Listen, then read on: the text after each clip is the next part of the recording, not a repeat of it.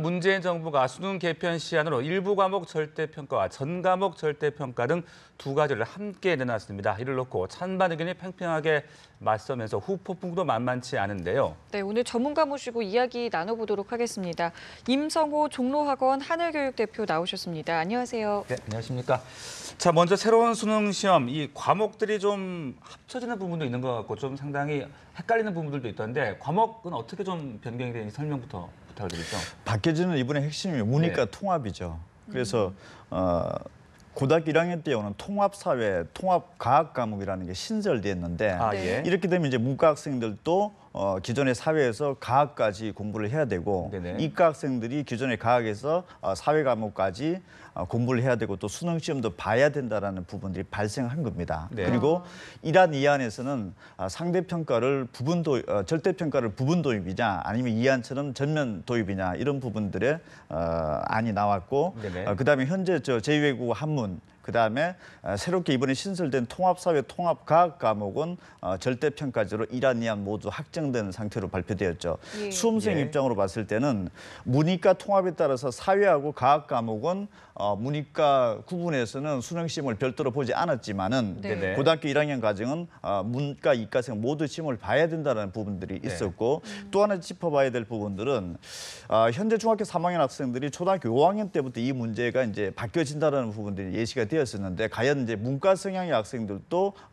수학에 부담이 없이 이과로 갈 수 있느냐 부분의 문제가 또 쟁점이었었는데 결국 이번 수학 시험은 문과, 이과 구분해서 시험을 본다라는 쪽으로 결론이 났기 때문에 기존처럼 수학에 자신이 없으면 이과를 갈 수가 없다라든지 이런 부분들은 여전히 발생했다 이렇게 볼 수 있습니다. 수험생들의 부담이 좀 늘어나는 거라고 봐야 일단 되겠습니다. 통합사회, 통합과학 과목이 사실은 관건인데 새롭게 도입되는 과목이고 또 수능 시험을 또 치러야 되는 부분인데 시험 방식은 절대평가를 취했기 때문에 큰 부담은 없게끔 하겠다라는 의도를 일단 볼 수 있는데 현재 교재가 아직까지 나와 있지 않은 상황이기 때문에 이 부분이 11월 달에 교재가 전면적으로 나왔을 경우에는 경우에 따라서는 부담이 될 수도 있다 이렇게도 볼 수 있습니다. 그렇군요. 네, 지금 말씀해 주셨지만 뭐 일부 과목에 한해서 절대평가로 전환하는 부분을 두고도 지금 얘기가 많은데 어떤 부분이 좀 논란이 되는 건가요?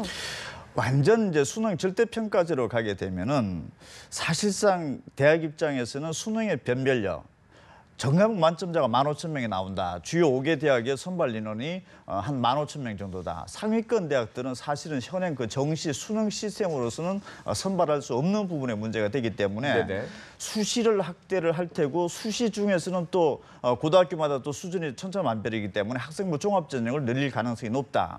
그렇게 되면은 중3의 문제뿐만 아니라 현재 고등학교 1학년 학생들도 현행 시스템의 마지막으로 볼 수 있기 때문에 현재 고등학교 1학년 1학기를 마친 학생들도 남은 2, 3학년 동안을 그 학교에서 계속 남아서 학교 내신 관리를 해야 될지 아니면 전학을 해서 학교 내신 관리가 좋은 학교로 또는 자퇴를 해서 검정고시를 보고 2학년 때도 수능 시험을 한번 보고 3학년 때도 한 번 더 도전할 수 있는 기회를 잡는 것이 어떻겠냐 이런 부분들의 문제 제기가 강력하게 제기될 수가 있죠. 그렇군요. 그 절대평가를 부분적으로 전환하는 좀 반대하는 입장에서는 그렇다면 절대평가가 아닌 과목들로 사교육 시장이 더 커질 가능성 이런 것들을 이야기하던데 어떻게 보면 되는 겁니까? 국어, 수학이 상대평가로 되다 보니까 아무래도 대학들에서는 절대평가로 보는 영어나 한국사나 뭐 통합사회, 통합과학 과목 같은 경우에는 변별력을 좀 떨어뜨릴 가능성이 높죠. 그러면 가중치를 아무래도 국어, 수학에 둘 수가 있고 뭐 특히 수학에도 둘 수 있다라는 이런 부분들이 지금 미리 예측은 되고 있는 것은 사실인데 수험생 입장으로 놓고 봤을 때는 고등학교 1학년 때라든지 2학년 1학기 정도에서 학교 내신 관리가 좀 잘못된 학생들도 만회를 할 수 있다라는 부분에 기회가 일단은 제공된다라는 부분과 현재는 내신이 나쁜 학생들이 전과목 수능을 다 잘 봐야 되는데 오히려 국어, 수학 두 과목만 열심히 하면 될 수 있다라는 어떤 이런적인 측면들도 사실 동시에 좀 고려를 해봐야 됩니다. 여러 가지 양면성들이 있다 보니까 이게 쉽지가 않은 문제군요. 네, 이렇게 뭐 각각의 장단점이 있기 때문에 더 좀 혼란스러운 것 같은데 대표님 보시기엔 좀 어떤 부분이 좀 더 낫다고 좀 판단을 하시는지요? 일단 학교 현장에서 그 안정감이 좀 있어야 된다라는 부분. 그래서 현재 고등학교 1학년 학생들도 어떤 내신을 좀 관리가 잘못된 학생들도 안정감 있게 남은 학교 생활을 좀 희망을 가지고 다닐 수 있게끔 어떤 그 제도와 그리고 중학교 3학년 학생들에게도 전면적으로 그 개편이 되었을 경우에 발생할 수 있는 여러 가지 부작용들, 예를 들어서 고등학교 1학년이 사실상 학교 내신이 그 대학을 결정해 준다라는 어떤 불안감, 그리고 고등학교에 진학하기 전에 수능을 90점 반드시 1등급을 받아야 된다는 어떤 강박관념, 압박, 이런 부분들이 굉장히 어떤 그 불안 심리가 또 클 수도 있다, 이렇게 본다라면은 네. 그래도 부분적으로 그 절대평가를 좀 도입하는 어떤 단계적 도입 방안이 어떨까라는 생각이 들고, 특히 네. 금년도에는 영어 절대평가제가 처음 시행되는 첫 해입니다. 그러면은 금년도 연말쯤에 그 대학별로 합격자 발표가 되면은 어떤 학생들은 영어를 100점을 맞고도 떨어지고, 어떤 학생들은 90점을 맞고도 붙는 경우의 수들이 이제 같은 학교, 같은 반 내에서 발생을 하게 됩니다. 그럴 때 과연 이 학생들이 그런 부분들을 받아들여줄 수 있는지 없는지도 한번 체크를, 부작용들 한번 예상을 해봐야 되고, 네네. 그리고 그 부작용들에 대한 어떤 그 정책적인 어떤 그 변화라든지 이런 부분들을 주기에는 그래도 부분 단계적 도입이 바람직하지 않나 이렇게 봅니다. 그렇군요. 그 고교 성취 평가제가 본격화될 경우에 뭐 특목고, 자사고 학생들의 자퇴 우려가 있다. 이런 부분은 왜 그런 겁니까? 고교 성취평가제, 절대평가제라는 네. 얘기인데 사실 반대죠. 자, 특목고나 지금 현재 그 상위 명문계 고등학교는 학교 내신 성적이 90점 넘는 학생들이 전교생의 8, 90%입니다. 네. 예. 지금 현재 상대평가 시스템에서는 4% 안에 들어와야 1등급인데 90점만 넘으면 1등급 체제로 전환되기 때문에 오히려 유리한 거죠. 네네. 그럼 고교 내신이 절대평가제로 바뀌어진다라고 하면은 특목고 자사고에서 학교 내신 관리하기가 더 용이해지고, 네. 또 우선 학생들이 모여 있는 공간에서 내신 경쟁이 그 90점만 넘으면 되는 부분이기 예, 예. 때문에 크게 발생을 하지 않죠. 오히려 네. 그런 학교들의 선호 현상이 급격하게 발생할 가능성이 높죠. 그 주장은 조금 잘못됐다 이렇게 봐야 그렇죠. 되겠군요. 잘못했기 때문에. 예, 예. 그렇다면은 이제 재수생 혹은 뭐 검정고시를 준비하는 학생들의 경우에는 좀 이렇게 절대평가가 도입됐을 때 어떤 부분이 좀 문제가 될 수 있을까요? 전체 수험생에서 재수생들이 차지하는 비중이 20%가 넘어가고 있습니다. 그리고 검정고시생들은 아예 학교 내신 성적 자체가 없죠. 그러면은 수능의 변별력을 가지고서 수능을 통해서 정시로 대학을 들어가야 되는 학생들이 대부분의 재수생, 그리고 검정고시생으로 볼 수 있는데, 학교 내신 자체가 없고, 그리고 학교 내신 관리가 어떤 이유에 있었든지 간에 잘못된 학생들이 수능 점수의 변별력을 가지고서 어떤 그 제도진의 기회를 삼으려고 하는 부분들이, 수능의 변별력이 약화되면 약화될수록 그만큼 기회는 사라지게 되고, 네. 특정 검정고시생이나 이런 학생들 같은 경우에는 수시 위주, 그리고 학생부 종합전형에서만 선발을 대부분 대학들은 하기 때문에 사실 수능이 완전 절대평가제가 되면은 원천적으로 대학의 어떤 그 제도진의 기회 또는 대학의 응시 기회 자체도 사실상 그 박탈당할 수 있다, 이렇게 볼 수 있습니다. 네. 네. 그리고 그 수능과 EBS 연계 부분도 말이죠. 뭐 보완해야 된다, 아니면 아예 폐지를 해야 된다, 이런 이야기들이 나오고 있는데 어떻게 해야 되는 겁니까? 학교 현장에서는 내신 관리하는 교재와 선생님의 수업이 따로 있고, 네. 또 수능을 준비해야 되는 교재가 따로 있는 거죠. 수험생들은 두 가지를 다 공부를 해야 되는 경우의 수가 생기고, 어떤 학교에서는 수능 대비가 잘 되지 않는 학교가 발생할 수도 있습니다. 네네. 그러면은 EBS를 두 가지 트랙으로서 학교 교재와 EBS 교재를 동시에 놔두는 것이 오히려 수험생 부담은 더 증가되는 것 아니냐, 이런 생각도 가질 수 있습니다. 자, 그리고 조금 전에 이제 절대평가가 도입이 되면 수능 변별력이 좀 떨어질 수 있다고 지적을 해주셨는데, 그럼 이 변별력을 좀 확보하기 위해서는 어떤 대책이 좀 필요할까요?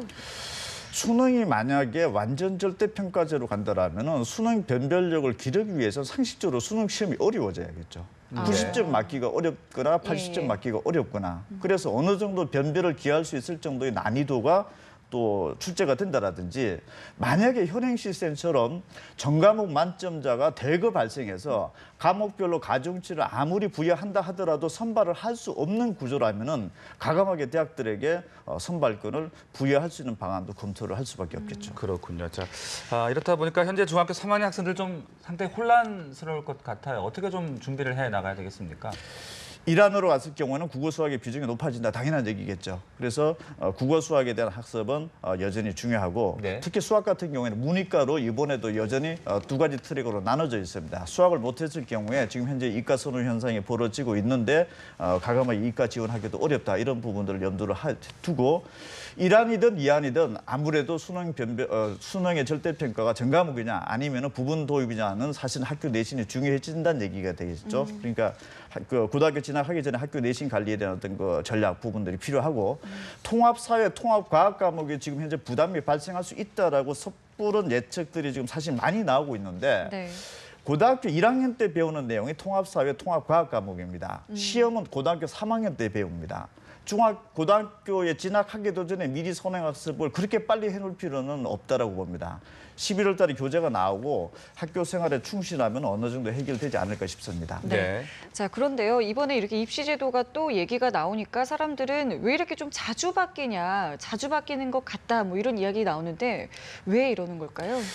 입시가 사실은 근본적으로 수능 시험이라고 하는 것은 변별력이 있어야 된다라는 생각이 들고 그 다음에는 그 시험을 보는 사람들로 하여금 이게 공정한 시험이다 이런 부분들이 또 돼야 될 것 같고 네네. 세 번째로서는 좀 이해하기가 쉬워야 된다.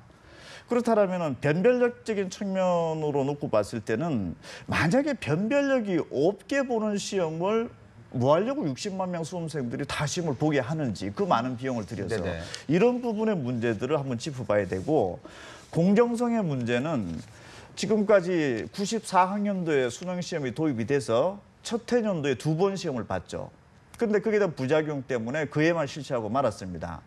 두 번째 2008학년도에서 수능 등급제가 실시가 됐습니다. 4% 안에 들어오는 1등급이지만은 1%에 들어오는 1등급이나 4% 끝선에 들어오는 1등급이나 동급 취급을 한 거죠. 네네. 그래서 막상 입시 결과가 나왔을 때는 1% 안에 들어오는 학생들이 강력 반발이 생기고 심지어 고소까지 했던 상황이 벌어졌죠.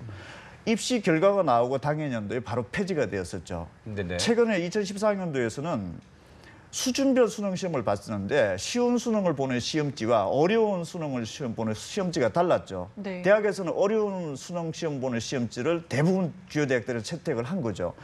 그만큼 공부를 다소 좀 못하는 학생들이 쉬운 수능으로 갈아타는 숫자가 어떻게 되느냐에 따라서 내 위치의 유불리가 달라진다는 거. 그 얘기는 즉 내 실력의 어떤 결과라기보다는 시스템적인 결과에 의해서 내 위치가 달라질 수밖에 없다는 거. 공정성의 문제가 대부분 예. 발생했던 거죠. 그래서 네네. 변별력 확보적인 측면, 공정성의 문제, 그리고 어떤 명확성 이런 부분들이 담보되지 않고 어떤 그 이념 성향이라든지 어떤 각자의 어떤 그 집단들의 이해관계가 얽혀져 있는 상황에서 교육 문제를 계속 접근하다 보니까 이런 부분이 계속 발생하지 않았나 이렇게 싶습니다. 네, 알겠습니다. 지금까지 새로운 수능 개편 시안과 관련해서 임성호 종로학원 하늘교육 대표와 함께 자세하게 짚어봤습니다. 말씀 고맙습니다.